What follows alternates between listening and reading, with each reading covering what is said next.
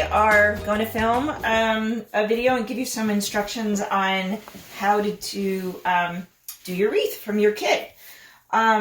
We do it a little bit differently at Wheeler and with the custom orders that we do. We start with a base, a double-face balsam wreath that we get from Maine, and then we add a whole bunch of greens to that. You can go to classes where they start with just the wire, and then you add all of your greens to that. We find it a lot more work. We find it's easier to start with a base and then just add to that. But you can certainly do it any way you want if you want to start with the base. But if you don't want to start with the base, the first thing I'll tell you to do is you're going to have your wreath, and what I like to do is look at it kind of overhead and see, is there anything really weird sticking out that you want to trim? So like on this one, I picked this one specifically because you can see this whole big branch is kind of sticking out here. So I'm just going to trim a little. And the thing is, you can always trim more later if you've got something sticking out that you don't like. If you trim it, it's gone. So do things judiciously, cut things longer when you're going to use them. You can always trim them.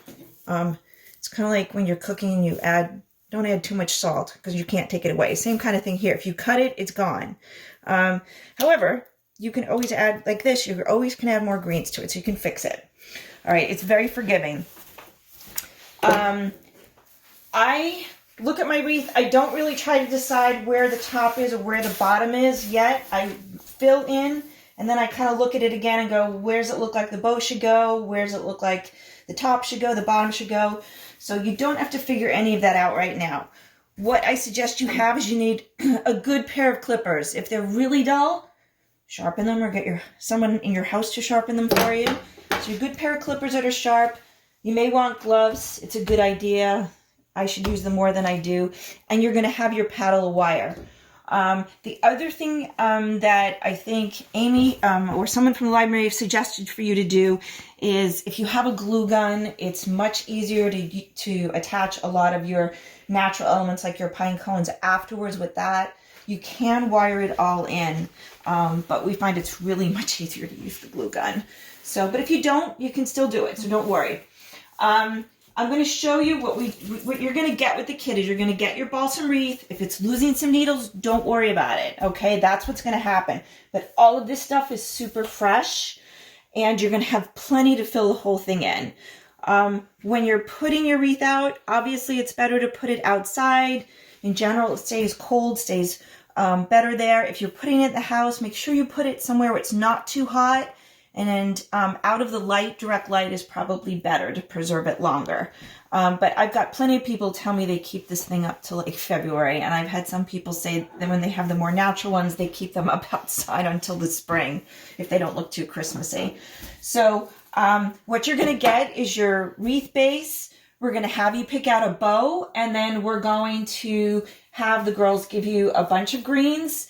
And then you'll take, and pine cones and natural elements, you can add whatever else you want to it. And just pick a nice spot where you've got light and plenty of room to work. I'm up in a barn, so it doesn't matter if everything gets messy up here, but you may want to put a tablecloth down just so you can get rid of all the needles and stuff more easily. So we've got an assortment of greens here. What I usually like to do is pick different greens that are going to provide different textures. So this, and don't ask me the names of this stuff, okay? This is some kind of pine, but it's a nice dark one, and you can see the difference between the two of these. So they're going to add a different bit of color, different bit of texture. I like to use those when I'm making my bundles at the base of the bundle. And then we've got different arborvitaes here. We've got, don't ask me names, I'm really sorry. But this one we've used for years, and we have wonderful neighbors here that let me clip, which is where we get all our greens from as far as Groton. And this one, you're going to look at it. When you look at things, you don't have to use it on the, quote, right side. turn it over. Look at the texture and the colors on that. There's almost this white veining through it that almost looks like snow. So it's really cool. All right, so you got that. Same thing with the arborvitae. If you look on the opposite side, it's a lighter green. And when you put that against here, look how that shows all the definition of those leaves, you know, versus that. You can use it either way. You can use it both ways on the same wreath. This is another specialty green called Cryptomeria, which my friend Kate loves. And those are the seed pods. Those are the actual cones. Really cool. And you'll add this stuff at the top to add special texture to it. But this isn't, this is a filler that you'll use, not in large amounts. This is another great evergreen called Umbrella Pine. Again, look at both sides of that and you get a completely different look. Okay, so there's a couple of ways to, like most things, there's not just one way to do this. So I have my way of doing it. A lot of the girls, we make custom wreaths for orders. They have another way of doing it. Essentially what you're going to do is you're going to make a bundle and you're going to attach it. All right, and you're going to attach those bundles around and you're done, and you add your specialty, your little adornments, whether it's your pine cones or bulbs or whatever else you want to put on it, and your bow. One thing you need to look at, and I will tell you, is look at the wreath. It flows in a direction. Okay, if I flip it around, this is going counterclockwise. If I flip it around, it's going to go clockwise. I like this side of it better, so I'm going to go counterclockwise. All right, but you want, when you're adding your bundles, to go in that direction. If you don't, you're like going against the tide. It's not going to look good, and it's not going to flow. So that's one of the biggest mistakes I think people make when we've done the class, and I'm like, you got to turn that around, and they're like, oh, it looks so much better. So I always pick my spot on here that has the least amount of needles. It kind of looks like it needs the most help. So I'm going to start here, and then I'm going to keep adding around. So you can see here, when they attach this, the wires are right there. So I'm going to make my bundle. I'm going to pull these back, and I'm going to attach my first bundle right here. Okay. And I've got wreath hands, so don't look at me. I'm all cut, and that's why you should be wearing gloves.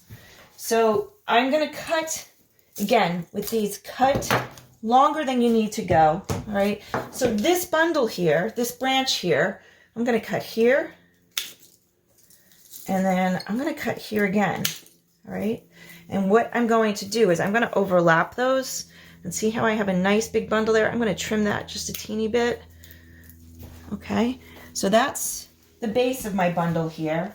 And then I'm going to add some specialty stuff. So I'm going to add some of this arborvitae. I'm going to flip it over. I'm going to add some of this again. Sorry, I don't know what the name of it is. And then I'm going to add a piece of my umbrella pine. You may want to just strip a little bit of those needles off. You're going to get a feel for this.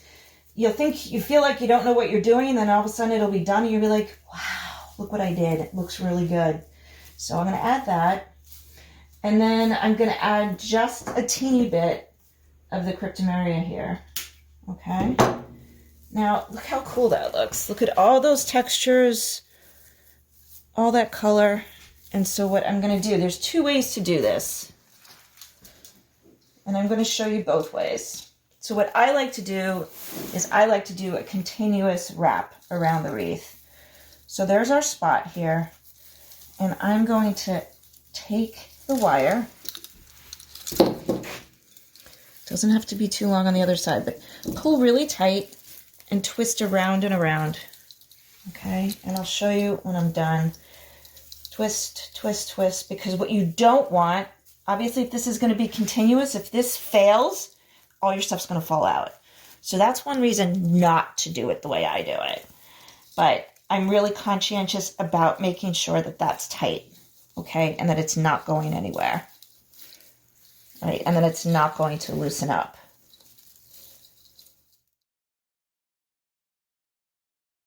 There, I've got my wire right here, and I'm sneaking my hands right through underneath here, and I'm wrapping.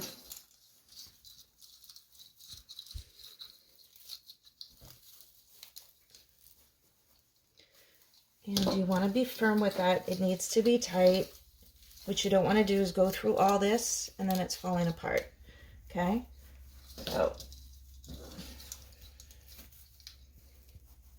and just pull it snug each time. Okay, and then what I'm going to do is trim these up. Okay, now I'm going to put one more batch in this way, and then I'm actually going to tie it off and show you how to do it with just individual bunches. And there's actually a third way to do this too, which is you just stick stuff in here. And that's a super easy way to do it.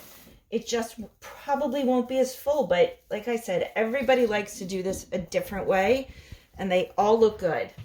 So we're going to do this kind of the same pattern again. I'm going to cut this here. And you're going to say, well, I don't have enough greens. But what ends up happening is because you use, like I'll use this piece, right? And you overlap them. And even though the top of this one's gone, I'm going to cut it here. And I'm going to use it there. And then it's fuller. Okay.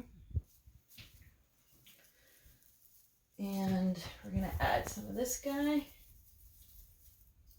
right there. And again, this.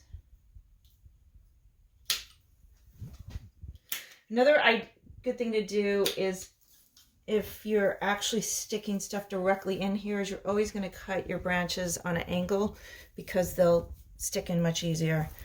If you're doing the little bundles, it doesn't really matter that much. I'll show you that again later. So we're going to use this, this. And you can mix it up. You don't have to do, you can do whatever you want. You can, sometimes I will, alternate things. So I will not use umbrella pine in every single bundle I do, and you can switch where you're putting it. I mean, you don't have to do it exactly the same each time. It's your wreath. It's, however you want it to look. I don't actually like how that is laying. So you fiddle with it a little bit. Okay. And if we want to put a little bit of that cryptomeria again, a little piece here, a little piece here. All right. All right. So our next bundle, you can kind of just place it. You don't want your wires to show. So I'm going to put my next bundle right there. So peel away back here, get your hands under there. And I'm going to bring my wire around and under.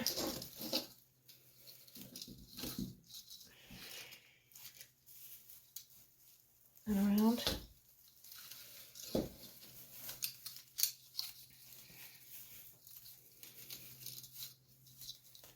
And I do at least 3 loops, okay? So pulling tight. Just firm, steady pull on it each time you go around. One more. Okay, so what I did is we put 2 of those bundles in, and just for the sake of the instruction here, I tied that off in the back. So these are nice and tight. That's another thing you need to do as you're going along. Tug on what you've put in. It should not feel loose. If it is, you've got to reinforce it. All of those are really nice and snug, so they're not going to fall out. Now, what I did was I made another bundle just like we've been doing, right? All of our elements here. And then the other way to do this is to make your little bundle, wire it, and then wire the bundle on. So I'm going to show you that way to do this. Where's my wire go? Okay. And so take a piece, probably about, 18 inches long.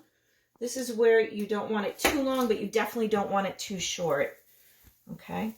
And so what I'm going to do is hold that at the base, kind of go halfway here, so you've got enough on each side. And you're going to wrap it.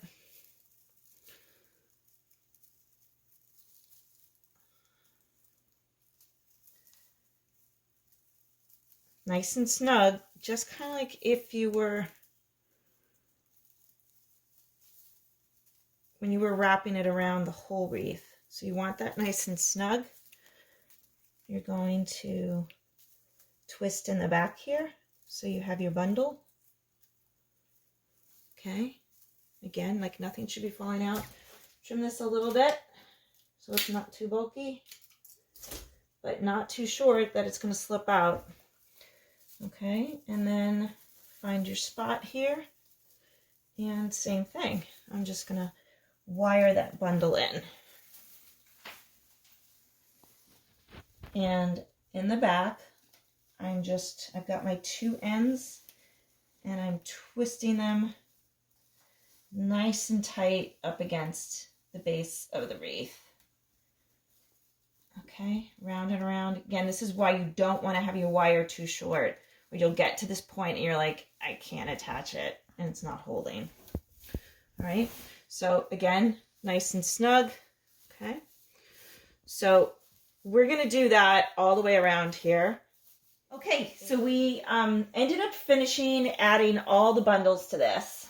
Okay, and you can see how much fuller that is. And one of the things I like to do after doing this for many years is put it down on the ground, look overhead, and see what it looks like.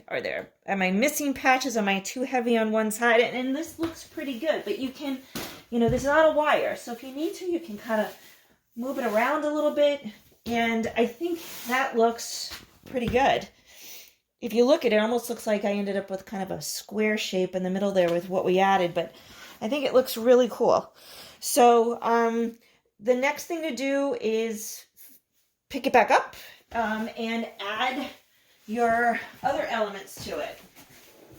So I picked out some pine cones, and these are wild rose hips. Now we're going to have some of these available to you guys. This is one of the reasons I would say use gloves. There's a little vine tucked in this one because they're wild rose hips. So there's thorns in here. So this isn't something you have to use. I just like it because it's a way of getting, your red berries in there. I personally will have holly for you guys also. I don't like using winter berries because they fall off and they make a huge mess. So even though they're really pretty, they don't hold up very well, which is why we're not using them. These guys just have the thorns. If you have your gloves, you're fine. Maybe I'll put my gloves back on. And I'll show you how to put those on. So what I do is take your pine cones. We're going to have several different pine cones there. You can get an idea. And I just kind of space them out where I'm going to put them. See what looks good. Keeping in mind that you are going to have to, or you don't have to put a bow on it, but generally we do. And so I'm one of those people that likes kind of a side bow. So I think I'm going to put that bow at about 4 o'clock down here. And then I'm going to fill in with, actually if I have to do this as an order, I think I have to do it on the top. I take it back. I'm going to put the bow on the top. Because while we're doing this, I'm actually filling an order for someone that I have to do. And I know they want the bow at the top. So, I like the bow on the side. We won't do that. So what I like to do is get them all placed where I'm going to put them. Putz around with them a little bit. Maybe add a few more. Okay. I'm going to stop for a minute. I'm going to get a few more. Trying to keep it, everyone's got a different style. I mean, this is a very natural looking wreath. You can add stuff that you've gotten at the store. You can make it glitzy. You can combine the two. I mean, everybody has got, what I've found through doing this for many years is that there's an incredible number of styles and almost all of them look really, really good, and it's yours. So you've got to make it your own. I don't have to add anything here and keep that spot free because that's where I'm going to put my bow. So, all right. And sometimes you'll find less is more. These are actually, I'm just going to add a few of these. Those are just a few of the actual cones from this cryptomeria. So I'm going to add a couple of those. We've got a few over there. A lot of this stuff is prickly. Again, don't do what I do. You probably should be wearing gloves. All right. All right, so one other thing I'm going to show you is we mentioned the rose hips. Okay, you can use these, you cannot. I'm just showing this to you. And this is one of those things where if you're just going to stick it in, we're going to make a little bundle. Okay. And what's nice to do is cut on an angle and then cut those thorns off right at the end there so you can handle that a little bit better. And then take a little bit of wire like that. Make your bundle nice and tight there.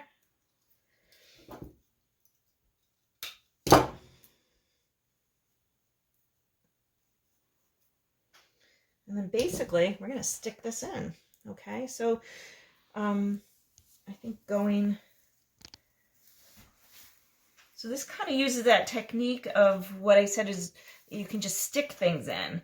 So I can take this and stick that right in. I just got to feel around a little bit.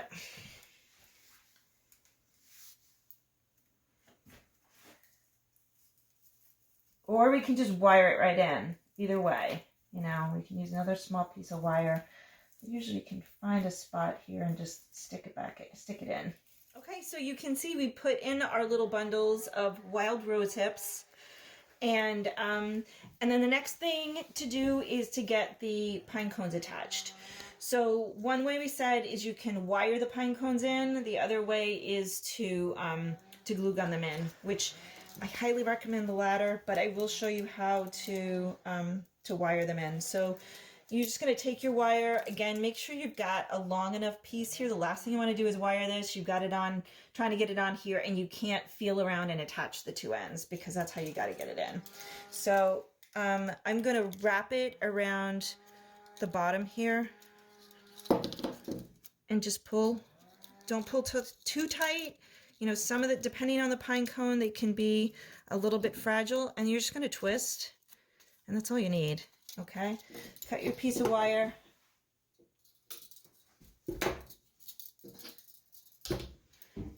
And, you know, you could do it any way you like. I like to place everything out so I know if I want more or less, or things don't look right. Don't have to unattach it and then reattach it. But again, sometimes I do that anyway. So again, you're going to just go underneath, kind of sneak your wire underneath here, and then just hold your two ends and twist them so that that stays on. And again, just like everything else, you're gonna just tug on it a little bit to make sure it's not going anywhere. It doesn't have to be super, super tight. Like I said, these are a little bit fragile, so you just need them so that they're not falling off, that's all. All right, and the nice thing about the wire, once you've wired it in, is then I can kind of direct it any way I want. You know, as opposed to the glue, you're kind of stuck whatever position you've glued it in. All right, so that's wired on. Give it a little tug, it's not going anywhere.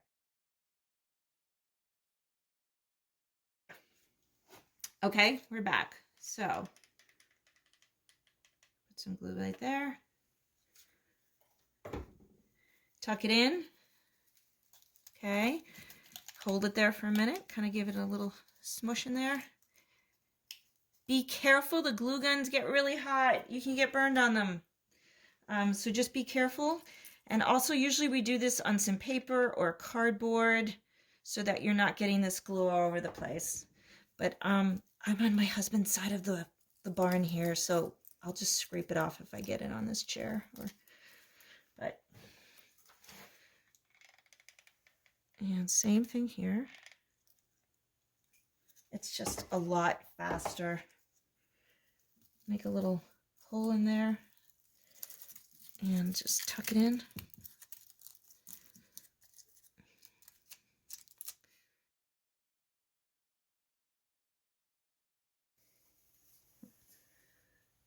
So the last thing we have to do, we'll show you the finished product in a second, but our bow is on. We're going to have our bow at the top. Now we just have to make a hanger for the back. So what I usually recommend is hold it exactly where you want to hang it. Use your other hand, come around. So when you put it down, you're going to put it face down. You know exactly where your hanger needs to be. And so you're going to get your trusty paddle of wire again.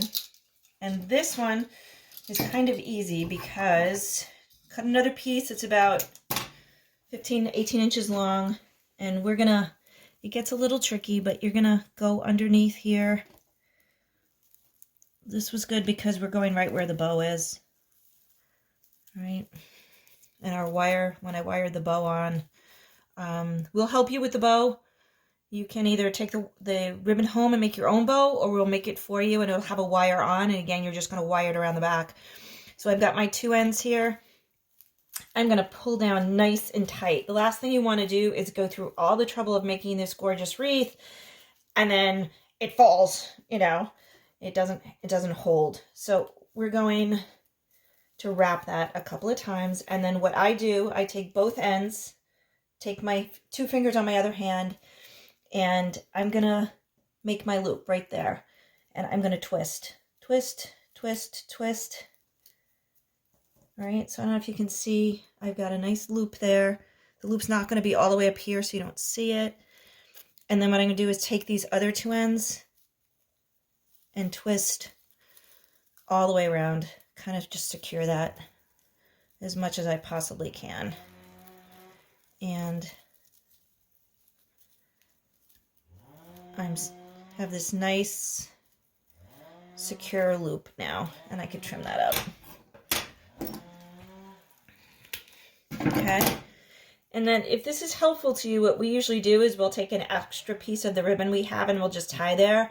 And then, so we know we're not trying to find this green wire to try to find out where it is. And it just makes it a lot easier putting it up and taking it down. And there you go. You are all done. It's up. Ready for your holidays. Should last the entire season. Enjoy.